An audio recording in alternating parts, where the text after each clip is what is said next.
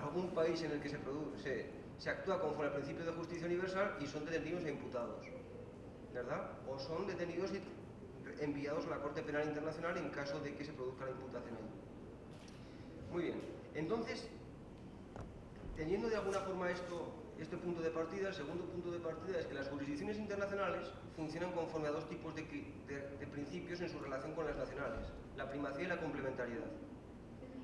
La primacía es de los tribunales ad hoc, los tribunales con jurisdicción específica sobre ciertas situaciones: Ruanda, la ex-Yugoslavia, ¿verdad?, Sierra Leona. Y lo que quiere decir la primacía es fundamentalmente que ante la desconfianza o la imposibilidad o la experiencia de la impunidad que ha habido en los sistemas nacionales, digamos que se crean esos tribunales internacionales para que sea en sede internacional donde se juzgue a los que hayan cometido crímenes de lesa humanidad, genocidio, crímenes de guerra. Y por lo tanto, cuando el Tribunal Internacional inicia un caso, va a ser él el que dicte o el que realice un requerimiento a la autoridad nacional para que pare el actuado y le remita lo actuado. El caso se va a realizar en La Haya. Ese es el principio de primacía, ¿verdad? Hay una desconfianza hacia las jurisdicciones nacionales y por tanto nos llevamos todo esto a la sede de La Haya. El principio, la Corte Penal Internacional funciona un poco diverso. La Corte Penal Internacional tiene otra forma de ver las cosas, porque la Corte Penal Internacional, uno de sus objetivos fundamentales, claro, lógicamente el principal objetivo es acabar con la impunidad, lo dice el preámbulo del estatuto, ¿verdad? Lo que pasa es que para acabar con la impunidad hay varios mecanismos. Y entonces el que elige el Estatuto de Roma fundamentalmente es el de potenciar las jurisdicciones nacionales. ¿Qué significa potenciar? El de hacer una inversión, hacer un esfuerzo de que este tipo de delitos se vayan a investigar y enjuiciar en sede nacional. Entonces la Corte acompaña y fiscaliza. Y cuando no se investigan adecuadamente y no se enjuician en sede nacional, es entonces cuando lo que hace es abrir una investigación en su caso y poderlos investigar y enjuiciar en sede internacional. Pero la idea aquí es el acompañamiento en sede nacional. ¿Por qué? Porque lo que se está pretendiendo es fortalecer el Estado de Derecho a nivel interno. Y eso parte de una premisa muy simple. La premisa muy simple es que cuando estamos hablando de los delitos a los que nos estamos refiriendo, generalmente es porque hay un problema muy serio, es decir, hay, bueno, algunos profesores, el profesor Luban le llama un cáncer en el sistema político interno o en la forma en que actúan las autoridades nacionales. Y por lo tanto hay un problema de falta de independencia en el Poder Judicial frente a esas autoridades nacionales. Y lo que se quiere precisamente para fortalecer el Estado de Derecho es la ruptura de las cadenas que pueda tener el Poder Judicial frente a las autoridades nacionales, que le permitan poder en sede nacional investigar a los dirigentes, ya sean políticos, ya sean militares, ya sean económicos, ya sean empresariales o ya sean de grupos armados de oposición que hayan incurrido en este tipo de delitos tan graves. Por tanto, la Corte Penal Internacional significa un acompañamiento de las jurisdicciones nacionales para romper las cadenas de dependencia que pueda haber y que puedan evitar el enjuiciamiento en sede nacional. La idea precisamente es que la sede nacional se fortalezca, ¿verdad? Porque nosotros creemos, bueno, el Estatuto parte de la idea de que extrayendo individuos de un país, 4, 5, 6, los que sean, ¿verdad?, no se fortalece el sistema de justicia nacional, llevándonos a Radovan Karadzic a La Haya, llevándonos a Ratko Mladic a La Haya, llevándonos a Slobodan Milosevic a La Haya. Pues realmente no es así como vamos a realizar una contribución muy notable a fomentar la independencia, imparcialidad y generar y fortalecer el Estado de Derecho en la República de Serbia, sino que la forma en que se fortalece el Estado de Derecho en la República de Serbia es precisamente incentivando a las autoridades nacionales, en particular a las autoridades judiciales y a la Fiscalía, para que los casos se puedan desarrollar a nivel nacional. Bien, para que esto se pueda llevar a cabo es necesario, dependiendo de los sistemas jurídicos de cada país, pero al menos en los sistemas jurídicos de derecho civil, es necesario implementar en nuestras legislaciones internas, ¿verdad?, los ámbitos de responsabilidad que se recogen en el Estatuto de Roma. Es decir, la responsabilidad ya existe. La responsabilidad es exigible. Ahora, la cuestión está, si queremos que las jurisdicciones nacionales cumplan su papel, es necesario que los diferentes ámbitos de responsabilidad que se recogen en el Estatuto de Roma sean recogidos en el nivel interno. Por tanto, cualquier implementación lo primero que tiene que ir a abordar es a cubrir todos y cada uno de los ámbitos de responsabilidad que existen en el nivel internacional. Porque lo que se deje por fuera las autoridades nacionales no lo van a poder desarrollar. Y al no poderlo desarrollar, automáticamente la complementariedad lo que hace es activar la competencia de la Corte Penal. Entonces, ¿cuál tiene que ser, digamos que, la finalidad principal de lo que es la implementación, la importancia de la implementación? Es precisamente el cumplir este objetivo tan importante como es fortalecer los sistemas internos judiciales y, en segundo lugar, el que efectivamente, ¿verdad?, se pueda dotar a las autoridades nacionales para poder cumplir con aquella obligación que han asumido para poder dirimir la responsabilidad en sede interna y de esta manera no verse imposibilitada cuando llega el momento. Por tanto, la implementación, el fin fundamental es cubrir todos los ámbitos de responsabilidad. Y son muchos. Son muchos. Aquí hemos hablado de unos cuantos. Por ejemplo, yo cuando leía la antigua definición, por ejemplo, del delito de genocidio en el Código Penal peruano, pues era como en el español, que había grupos sociales, pero no había grupos raciales. Es decir, ese tipo de cosas, ¿verdad?, son cosas que nosotros también lo teníamos en España, en el Código del 67, o sea que no es tan... Pasa que se corrige y entonces pues incluyen los grupos raciales, que son aquellos junto con los grupos étnicos, nacionales y religiosos los que aparecen en la Convención contra el Genocidio, ese tipo de cosas, por ejemplo. Bien, eso desde el punto de vista de la tipificación. Desde el punto de vista de los crímenes de lesa humanidad veo que no estaban recogidos en el Código Penal peruano, pero tampoco es una excepción, porque tampoco aparecen recogidos en el colombiano, tampoco aparecen recogidos en el español. Entonces, ¿qué es lo que hacemos? Los incorporamos.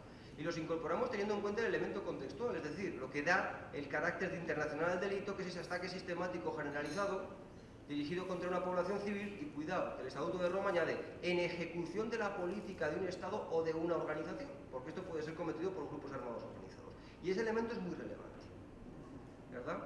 Bien, entonces, lo mismo pasa con los crímenes de guerra. Entonces tendremos ahí que definir si vamos a establecer, por ejemplo en España han hecho una categoría de delitos aplicable tanto a crímenes que se cometen en conflictos armados internacionales como en conflictos armados internos. Eso no es necesariamente lo que el Estatuto dice, porque tenemos dos listas diferentes, pero en España le han dado un paso más allá y para aplicar la jurisprudencia de Tadić, que viene a decir que el derecho internacional humanitario, las graves infracciones del derecho internacional humanitario, tanto dan lugar a responsabilidad penal en el ámbito internacional como en el ámbito de los conflictos armados no internacionales, equiparemos las listas de crímenes de guerra. Y sobre todo eso nos va a permitir resolver un problema, y es que el juez nacional no se va a encontrar con primero la Fiscalía, de determinar si el conflicto armado es interno o internacional.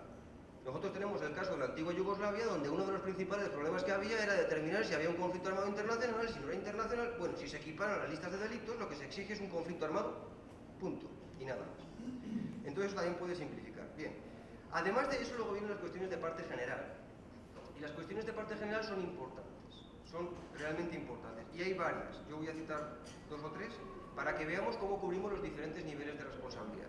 Aquí se hablaba de la imprescriptibilidad o no imprescriptibilidad de los delitos. Muy bien, el Estatuto de Roma habla de imprescriptibilidad. La Convención del 68 habla de imprescriptibilidad. Pues si ustedes deciden que los delitos prescriban, hay un ámbito de responsabilidad penal frente a la sociedad internacional que no está cubierto en el nivel interno. Y por lo tanto, impediría a sus autoridades nacionales actuar y activaría automáticamente la competencia de la Corte Penal, por hablar de un ámbito en concreto. Otros ámbitos en concreto, por ejemplo, el tema de las órdenes del superior. En el tema de las órdenes del superior, en el momento en que tipifiquemos, incluyamos en el código los crímenes de lesa humanidad y el crimen de genocidio, pues lógicamente habrá que dejar claro que las órdenes del superior para cometer lesa humanidad o genocidio constituyen automáticamente una orden manifiestamente ilícita y por lo tanto en ningún caso ni puede ser una circunstancia atenuante ni puede ser una circunstancia eximente. Y eso nos lleva a un problema también a nivel interno, no ya en el Código Penal, sino en otros códigos que estén relacionados. Por ejemplo, el código, ¿verdad?, del servicio militar, es decir, el código administrativo, porque incumplir una orden de cometer crímenes de lesa humanidad en un caso concreto no puede dar lugar a responsabilidad administrativa, no puede dar lugar a otro tipo de responsabilidad, cuando resulta que precisamente en el Código Penal dejamos claramente dicho que hay una manifestación, una presunción jure de jure, de que es una orden manifiestamente ilícita. Y no solamente aparece, tiene que regularse en este código propio de responsabilidad administrativa del funcionariado militar o policial, sino que además en las propias instrucciones, en el propio entrenamiento que se está dando a los miembros de las instituciones, pues lógicamente hay que dejar claro que en el momento en el que uno se encuentra con una orden manifiestamente, una orden constitutiva de crímenes de lesa humanidad o de crímenes de guerra, esto es una presunción jure de jure, que no va a eximir jamás de responsabilidad por la comisión de estos delitos, y quien la recibe tiene la obligación de no cumplirla. Pues yo me he encontrado muchas veces con países en los que esto se está implementando, pero resulta que en sus entrenamientos, resulta que en su normativa administrativa no aparece recogido esta situación, y por lo tanto se coloca al personal militar en una situación insostenible. Por una parte, la reglamentación interna administrativa le exige cumplir con la orden, pero por la otra, si cumple con la orden, incurre en responsabilidad internacional penal. Y la orden no le va a eximir jamás ni le va a atenuar jamás esa responsabilidad. Por tanto, eso tiene que ser correlativo. ¿Qué otras cuestiones son aquí relevantes? Y ya voy a hablar de un par de ellas más y con esto voy a finalizar. Pues, lógicamente es importante el tema de las inmunidades. Ya sabéis, el Estatuto de Roma no reconoce ningún tipo de inmunidad sustantiva por razón de cargo, ya sea jefe del Estado, ya sea parlamentario. Por lo tanto, lógicamente, esa ausencia de inmunidades de carácter sustantivo debe también recogerse en el ámbito nacional, porque si no tenemos esa ausencia de inmunidades, lo aparece recogida en el ámbito nacional y es aplicable, de nuevo nos encontramos con un ámbito de responsabilidad del cual no va a poder conocer la autoridad nacional, y al no poder conocer la autoridad nacional, automáticamente activamos la competencia de la Corte. Y esta sí es importante, porque sabemos que la Corte en particular está mirando a los principales líderes del país cuando desde el poder se hace un uso, ¿verdad?, no solamente inadecuado, sino que se hace un uso que contraría, que menoscaba los bienes jurídicos fundamentales de la sociedad internacional. Bien, finalmente tendremos también aquí, también es importante el tema de la responsabilidad del superior, otra cosa que es importante poderla tipificar adecuadamente. Y la responsabilidad del superior, lo primero que tenemos que decir es que es una responsabilidad que no solamente es para los superiores militares y policiales, es una responsabilidad también para los superiores de otras características, ¿verdad? Por tanto, estamos hablando de superiores normalmente políticos o de superiores incluso en el ámbito empresarial, podría ocurrir, o en el ámbito religioso. Muy bien, entonces, pues, esto es importante tener en cuenta que no se limite únicamente a los superiores de ámbito policial y militar. Y en segundo lugar, lo que es muy importante es la forma de participación que coge. ¿Cuál es la naturaleza de la responsabilidad del superior? ¿Es una comisión por omisión? ¿Es una complicidad por omisión? ¿Es un delito de omisión propia? Porque simplemente es el incumplimiento de un deber sin que haya una conexión causal con el hecho punible. Esto yo creo que hay que afinarlo, porque si no nos vamos a encontrar con muchos problemas después de interpretación, y sobre todo porque la pena que se vaya a adjudicar tiene que ser directamente proporcional a la naturaleza, en este caso, del injusto. En resumidas cuentas, aquí lo importante es que la implementación a nivel interno es la que nos permite que funcione el sistema del estatuto, que funcione el sistema de la complementariedad, pero no por la Corte, que va a funcionar de todas formas, porque la responsabilidad existe y porque la Corte, en caso de que no se implemente, automáticamente activa su competencia. Por tanto, ya está en juego. Sino la función primordial, en mi opinión, de que lo que se haga es reforzar el Estado de Derecho en aquellos lugares en que se cometen estos delitos o cuyos nacionales cometen estos delitos.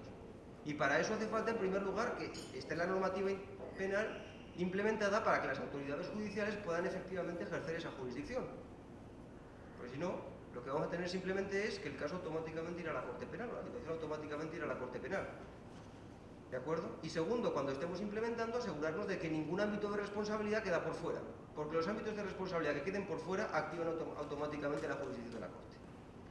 Esto partiendo del sistema del que hemos hablado inicialmente, donde el derecho internacional penal no lo crea el Estado, sino que lo crea la sociedad internacional, que ya existe y que ya tenemos mecanismos de realización, tanto a nivel internacional como a través del principio de justicia universal, es un poco el que nos pone en la dimensión de la relevancia de, finalmente, después de los muchos años de historia que yo escuchaba aquí de Michel, que se lleva esto tramitando, pues ya han pasado 13 años, han pasado 12 años, es decir, ya ha pasado un tiempo suficiente para realmente equipar a las autoridades judiciales para que si en algún momento se producen ese tipo de comportamientos, y esperemos que no, pues puedan tener las herramientas para poder iniciar la acción penal y poder realizar las actuaciones a nivel interno, que es de lo que se trata en última instancia.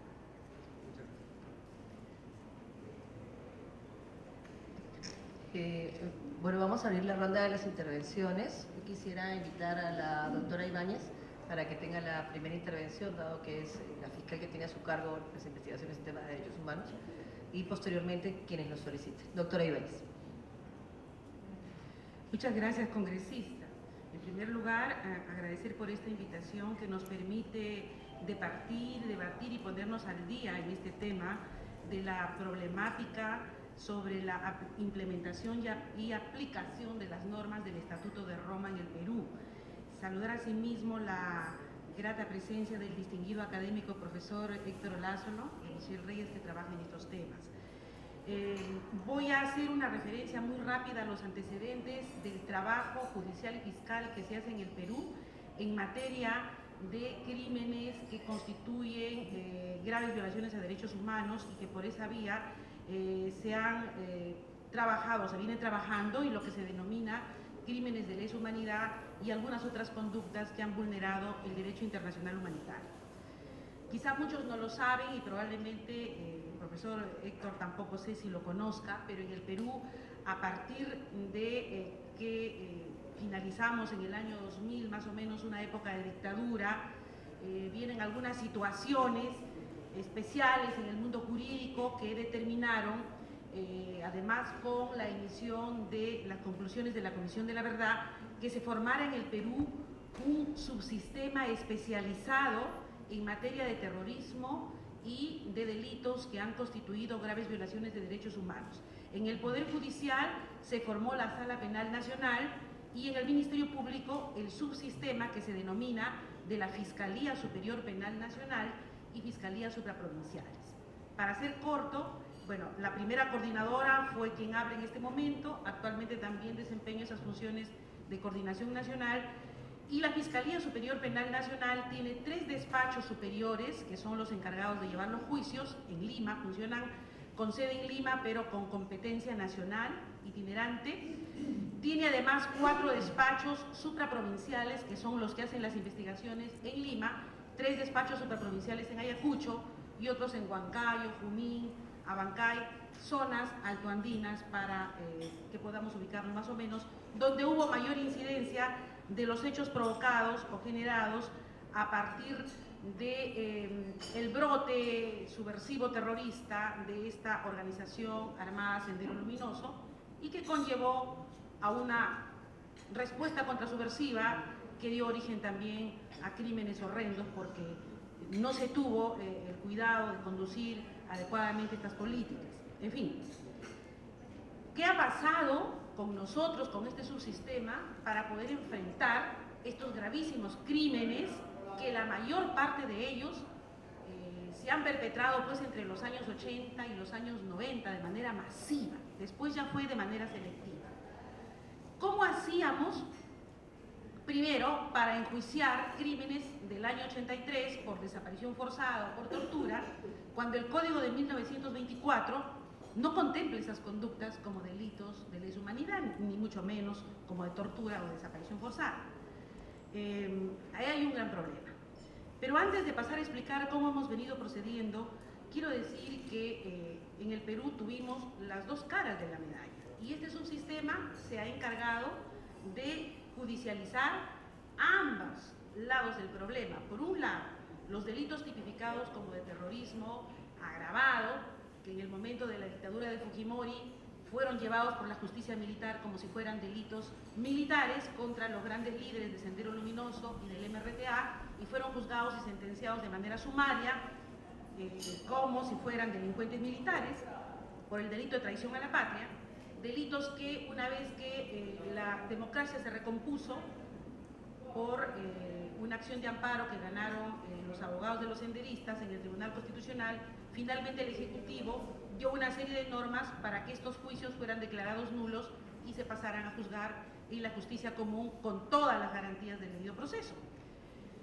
El caso emblemático máximo de esta actividad judicial para encauzar y procesar y sancionar debidamente a los grandes líderes de Sendero Luminoso fue llamado el megaproceso contra Abimael Guzmán y toda la cúpula dirigencial, seguido en el año 2005 y sentenciado en el año 2006, del cual tuve, no sé si la suerte buena o mala, de ser la fiscal.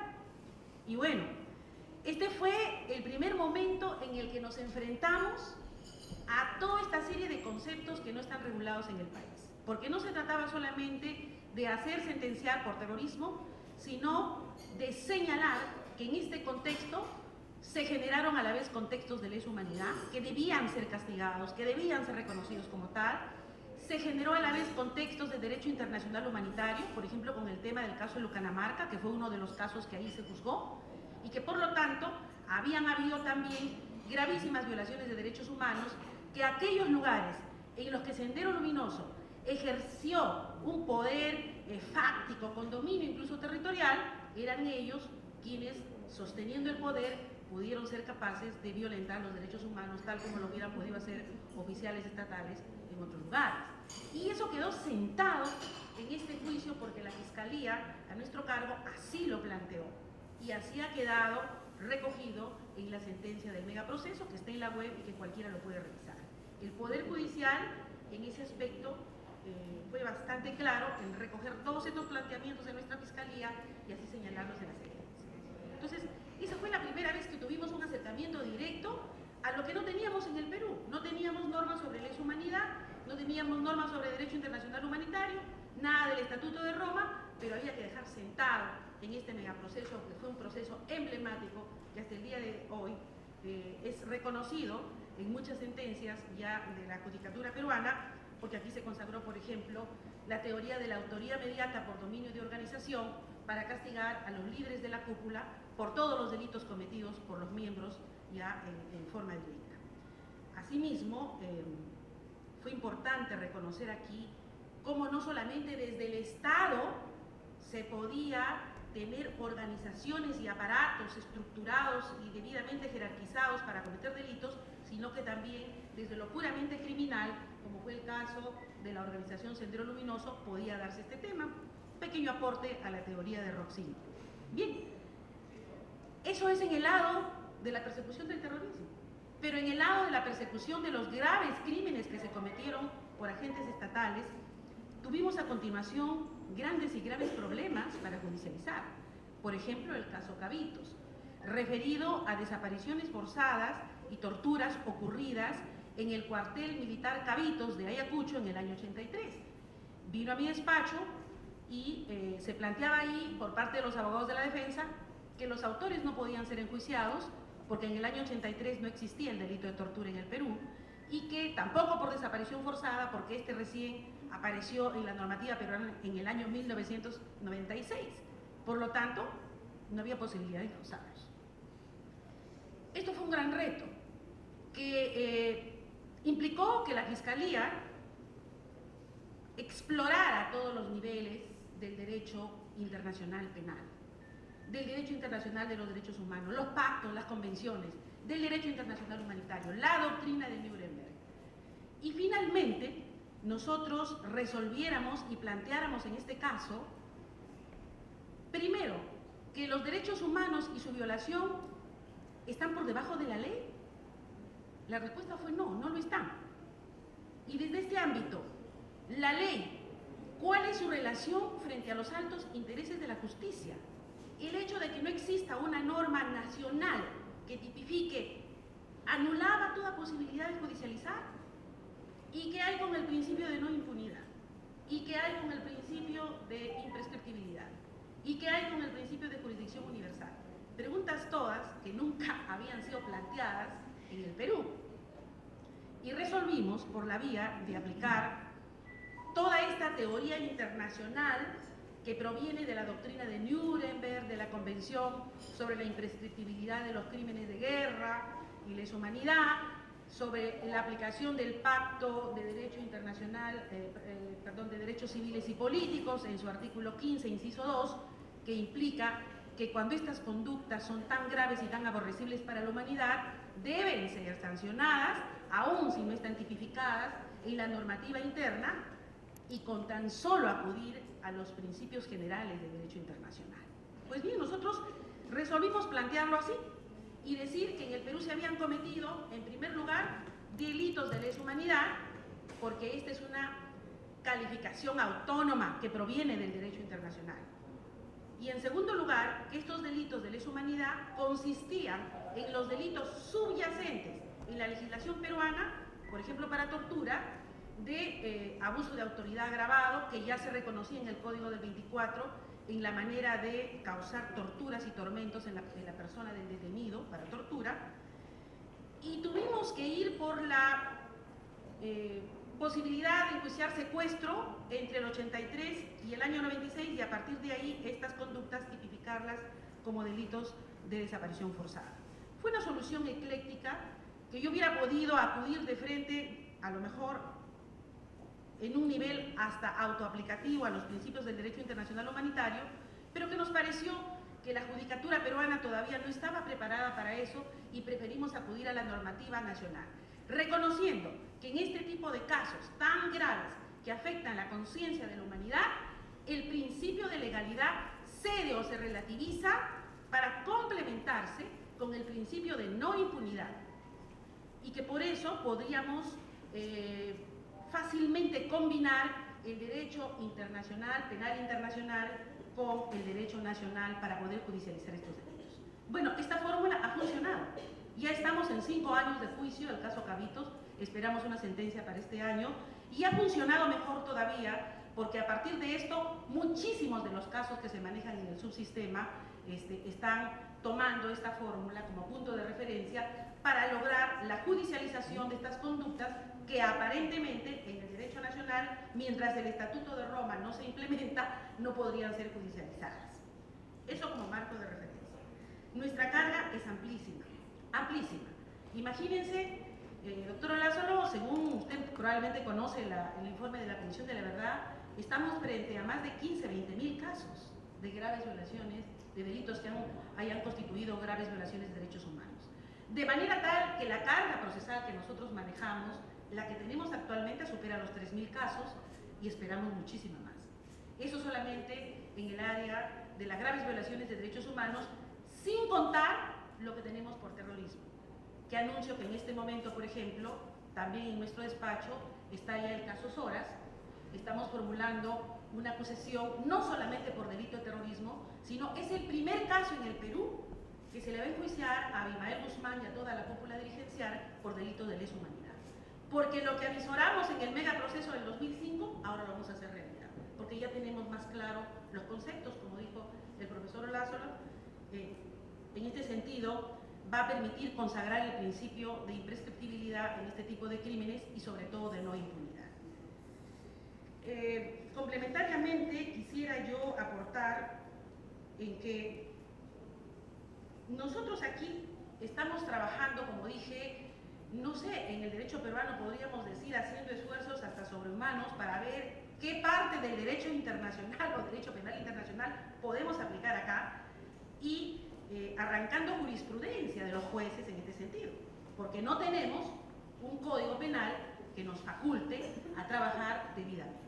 En ese sentido, quiero reconocer que hay una gran falta, que me parece que es una discusión bizantina, que en el Congreso demore tanto tiempo, un código penal que no quiere implementar una serie de normas, pero quizá, no sé, yo lo digo, tal vez se podría, mientras tanto, sacar una ley que solamente castigue o regule o implemente las normas del Estatuto de Roma en materia de delitos contra los derechos humanos y contra el derecho internacional humanitario, porque no podemos seguir esperando tanto.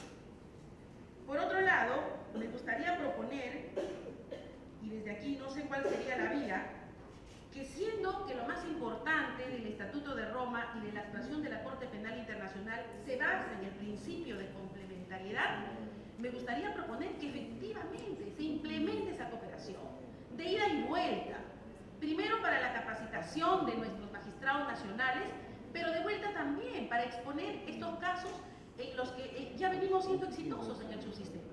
Nosotros hemos sacado ya condenas muy interesantes en materia de crímenes de lesa humanidad, en materia de crímenes que antes nunca se han conocido en el Perú y que, como digo, hemos venido trabajando forzadamente, aplicando o impulsando la aplicación del derecho internacional y del derecho penal internacional, derecho internacional de los derechos humanos, derecho internacional humanitario. Pero sería bueno que, ya que la Corte tiene esos fines, pudiéramos establecer una línea, ¿no?, que retroalimente capacitación de un lado, exposición de nuestras experiencias del otro lado. Finalmente, dos cosas, y con esto termino. termino, me gustaría que se promuevan normas más amplias sobre la protección de víctimas y testigos para estos casos. No tenemos ninguna norma de protección para las víctimas ni los testigos de estos casos. La Fiscalía cuenta con una oficina de protección de víctimas y testigos, pero que está más enfocada a la trata de personas, que eso está muy bien. Pero ¿y qué hay con las víctimas y testigos de estos casos? Muchos de los cuales ustedes conocen son andinos, quechohablantes, pobres, excluidos del país. Nadie ni las normas nacionales los protegen, menos será en un ámbito judicial. Entonces, eso es muy importante, hay que promover normas al respecto. Finalmente, y ya que en el ámbito de la Corte Penal Internacional, esta muy fructífera experiencia, yo le reconozco a la Corte Penal Internacional fructífera experiencia en el ámbito de la reparación a las víctimas. Quizá éxitos judiciales todavía no he visto muy claros los éxitos judiciales. Hay algunas cosas, los casos de Luganga, Katanga, pero no he visto muy claro el éxito judicial. Sí hay un éxito en la reparación a las víctimas. Y en el Perú estamos en cero a la reparación de las verdaderas víctimas. Y cuando hablo de la reparación de las verdaderas víctimas, no solamente hablo de aquellas que están por los delitos de lesa humanidad, sino también a las verdaderas víctimas por los delitos de terrorismo. Porque Sendero Luminoso mató por centenas oficiales, policiales, militares, del ejército, autoridades políticas, alcaldes, etc. Y en el Perú, por una ficción jurídica, el único agraviado es el Estado en el delito de terrorismo. ¿Y qué hay con las viudas? ¿Y qué hay con los huérfanos de estos delitos? Entonces, debe promoverse en el Perú, en el ámbito de esta cooperación, una implementación de normas y acciones para la reparación de las verdaderas víctimas de este tipo de delitos. Muchas gracias. Muchas gracias, doctora. Se abre la posibilidad de que todos puedan formular preguntas o comentarios. Don Flavio de Hinojosa, coronel. Muchas gracias, congresista Marisol Perestello, por este foro, esta mesa de trabajo con respecto a la implementación del Estatuto de Roma. Quería hacer unas precisiones y de acuerdo a las interesantes exposiciones que han hecho Michelle y el